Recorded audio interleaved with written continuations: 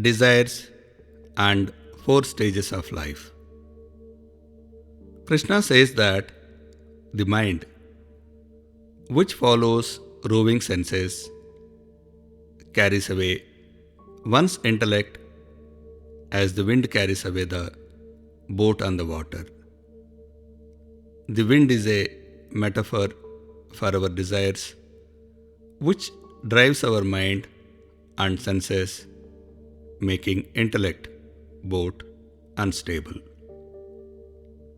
In the context of desires, life is divided into four stages, namely Brahmacharya, bachelor, Grahasth, householder, Vanaprasth, facing forest, and Sannyasa, renunciation, where division isn't just on age but also on the intensity of living.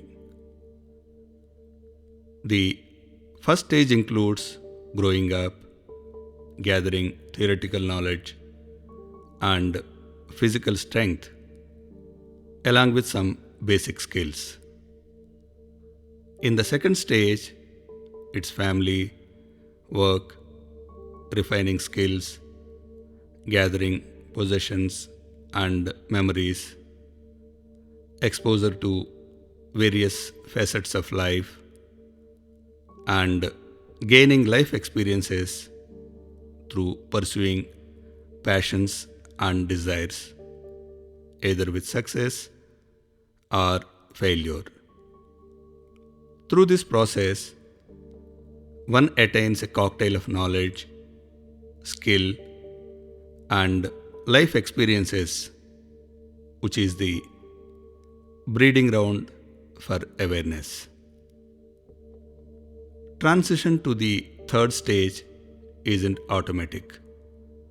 As per legend, in the Mahabharata, King Yayati took 1,000 years for this transition as he could not live his luxuries.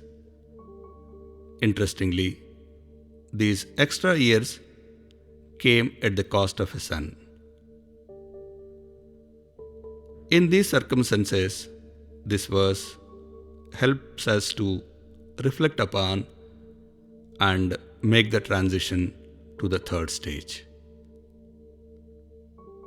In the third stage, awareness lets us slowly drop desires as one realizes that the desires of the past look silly or irrelevant now.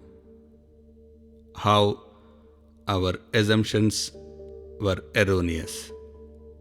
How both fulfilled and unfulfilled desires can have the same disastrous consequences. With this realization, one is ready for the final stage to become a sannyasi, which is dropping of ahankar, kartapan, sense of doership, to be a sakshi, witness. In the final stage, it's the transition from knowing through senses of the first stage to being independent of senses. Krishna calls this wisdom is established when all senses are restrained from sense objects. Next in the series is physically awake and spiritually asleep.